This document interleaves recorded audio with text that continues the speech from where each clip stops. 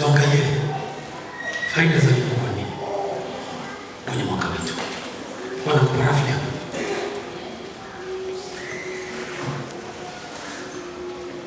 Namba 1, fungu la limbuko unatakasa siku zetu 2026.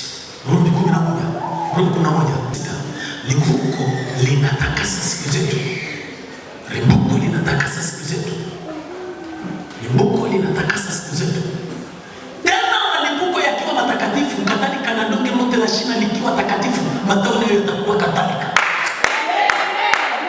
So limbuko linafanya siku zetu katika mwaka kuwa takatifu. Kuwa takatifu ni kitu ambacho kimewekwa wakfu, kimekabidhiwa, ni mali ya Mungu, shetani hawezi kuigusa. So tunaposema limbuko, tunazitakasa hizi siku, tunamkabidhi Mungu hadi asiweze kuingiza chochote kwenye siku zetu. Mfungo unafungua riziki zetu katika mwaka au katika siku zetu. Kwa mfungo wa limbuko unafungua riziki zetu katika mwaka. Sasa wewe utajua kwa jambo. Mfungo wa limbuko unafungua riziki. Wewe tunajua maana riziki, na watu wengine wanapenda kutumia riziki. Mfungo wa limbuko unafungua riziki katika mwaka. Unafungua riziki katika mwaka. Namba 3. Niende nenda hapo tutaraka kuna hapo tuiseme msijui. Baada wakati tunataka kule point hapo. Mfungo wa limbuko unafungua macho yetu na kuona fursa zilizoko na zilizo tuzunguka ndani ya mwaka. Nasema kwa nini tunafafanua.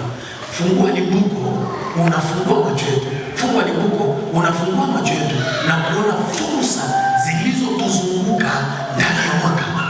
Anasema mwaka umevisha tabia wema. Kila mwaka una neema yake, kila mwaka una matunda, kila mwaka una fursa zake. Kwa hiyo mfungo wa limbuko unafanya utufungue macho, tuone zile fursa zilizoko ndani ya mwaka. Kuna mtu hapa 2026 Mungu amekupa fursa ya kufungua supermarket. Kuna mtu hapa 2026 Mungu amekupa fursa ya kununua mafuso.